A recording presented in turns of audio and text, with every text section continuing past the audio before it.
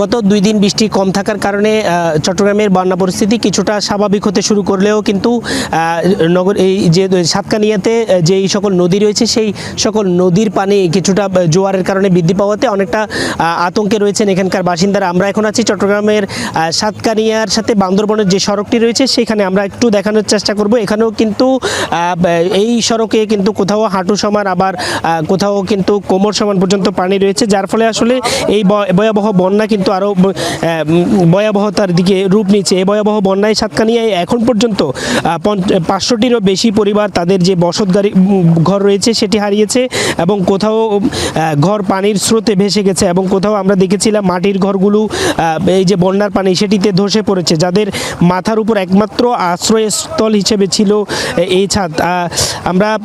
আমরা এখানকার স্থানীয় বাসিন্দাদের সাথে কথা বলেছি, তারা বলছেন যে আসলে এই যে বন্যার পানি সেটি গ্রাম ছাড়িয়ে যখন মূল সড়কে চলে এসেছে, যার ফলে আসলে চিকিৎসা সেবা ব্যাহত হওয়ার পাশাপাশি ত্রাণ সহায়তা কার্যক্রম সেটিও কিন্তু ব্যাহত হচ্ছে। অন্যদিকে আমরা দেখতেই পাচ্ছি এখানকার যে গাড়িগুলি যাচ্ছে সেটি কিন্তু অনেকটা ঝুঁকিপূর্ণ।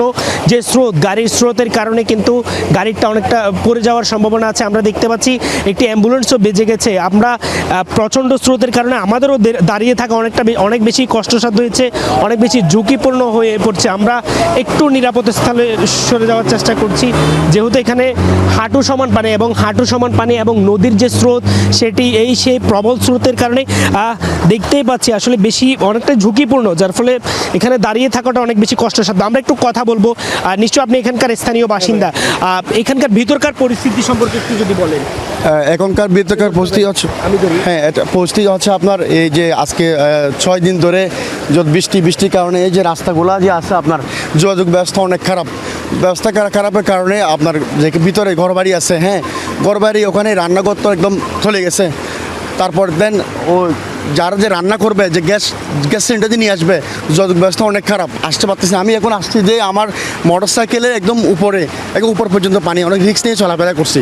তো আমি চাইবো যে সরকার যে এখানে ত্রাণ সহযোগিতা দিচ্ছে, আমি চাই আরও দ্রুত বেশি করে বাড়িয়ে দেওয়ার জন্য আহ্বান জানাবো সরকারকে। দেখতে পাচ্ছি এবং আমরা যে জায়গাটিতে দাঁড়িয়ে আছি, নদীর পানি কিন্তু এখন এখানে যাওয়ার কারণে আসলে প্রচণ্ড ধরনের ঝুঁকি। আমরা আরেকজনের সাথে কথা বলবো। এখানে তো অনেক মানুষ অসুস্থ আছে এবং উপজেলা স্বাস্থ্য কমপ্লেক্সের কী অবস্থা এবং এই যে অসুস্থ রোগীদের কী অবস্থা একটু যদি বলেন। গত 4-5 দিন ধরে অতি বৃষ্টির কারণে আমাদের কেরানীহাট থেকে বান্দরবন সড়কে বাজালিয়া নামক স্থানে এখানে পানি বৃষ্টি না থাকলেও এখানে জোয়ারের পানি বেশি বৃদ্ধির কারণে এখানে চিকিৎসা যারা নিবে এখান থেকে অনেক দূর যে হসপিটালে যাবে আমাদের সাতকানিয়া উপজেলা কমপ্লেক্স, ওখানেও একতলা পর্যন্ত ডুবন্ত বর্তমানেও আছে। তো এখন রাস্তায় কোমর পর্যন্ত পানি, এই কারণে আপনি এখনও দেখছেন যে অ্যাম্বুলেন্স গেছে, অনেক কষ্ট হচ্ছে এই পারে ওপারে যাইতে। এমনও হয়েছে যে ওই পার থেকে রুগী এই পারে আসতে 30 টাকা 20 টাকার ভাড়া ওনারা 100 টাকা 150 টাকা 200 টাকা যে যার মতন করে ওইভাবে চাচ্ছে। তো এখন এই অবস্থায় রুগীদের অনেক কষ্ট হয়ে যাচ্ছে।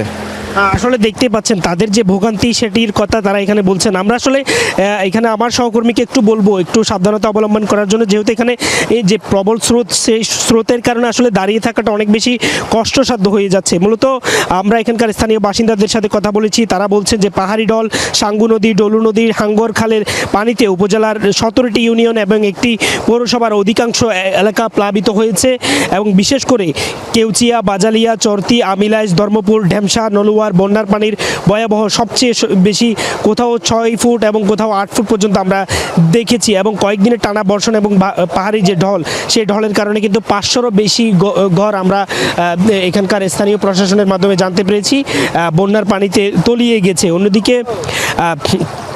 অন্যদিকে আমরা দেখেছিলাম যে বিভিন্ন এলাকায় যখন আমরা ঘুরেছিলাম দেখেছি গবাদি পশুর পানিতে আটকে গেছে এবং বিস্তীর্ণ ফসলি জমি আর মাঠ এখন দেখে মনে হচ্ছে না এবং সেটি অনেকটা দেখে হাওর অঞ্চলের মতো মনে হচ্ছে।